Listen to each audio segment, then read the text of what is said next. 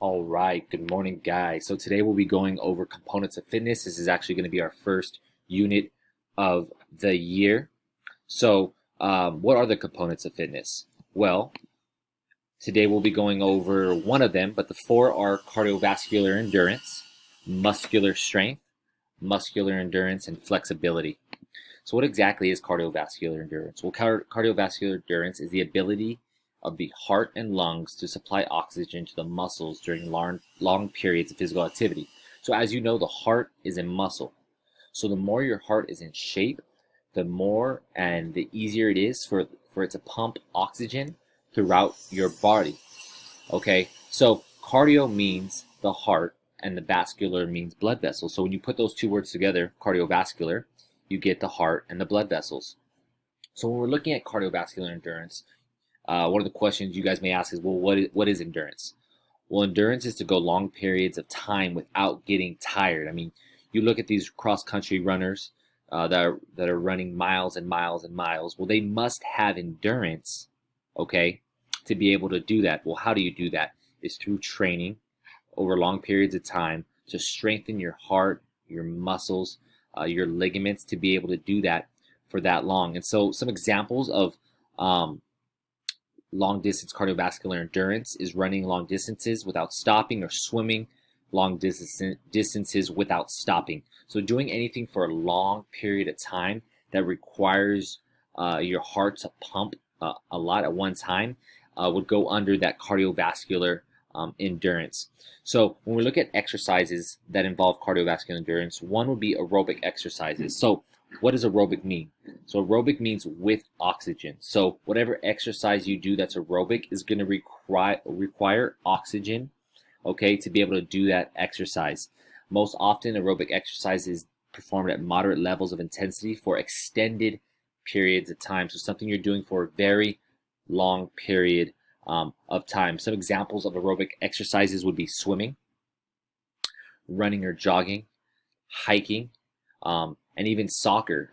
For instance, soccer, you're running the whole entire field for a very long period of time. And so if you don't have endurance, you won't be able to last on that field for very long. So soccer definitely is an aerobic exercise.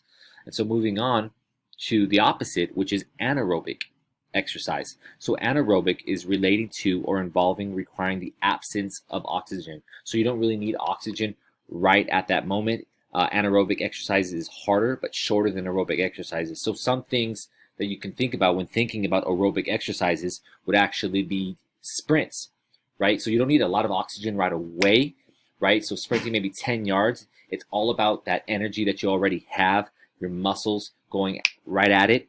That's something that would be considered an anaerobic exercise or heavy weightlifting. So if I wanted to lift a bench press one time, that would be an anaerobic exercise. It doesn't really require a lot of oxygen to be able to complete the exercise.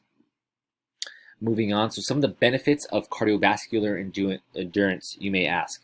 Well, one is definitely it lowers your blood pressure. Okay, it helps regulate blood sugar. So if you're diabetic, it helps regulate that. It helps you sleep better. We've talked about this before, how exercise helps you guys sleep better. That's why it's key to exercise every single day. Also, cardiovascular endurance strengthens your immune system. We talked about this, why it's so important during COVID. The more you exercise, the more you're strengthening your immune system to prevent yourself from getting sick so easily, and especially since the winter's coming soon, this is something that you should be thinking about to prevent yourself from getting sick. It improves brain power. Yes, research after research has said that the more you exercise, the better you do academically. Well, why? Because, well, one, you have more energy, you have more focus, and your brain actually works at a higher capacity the more you exercise. So when they say, you want to get good grades, well, one of those things on your task should be to exercise, because that's going to help you get there. And also reduces depression and helps improve mood.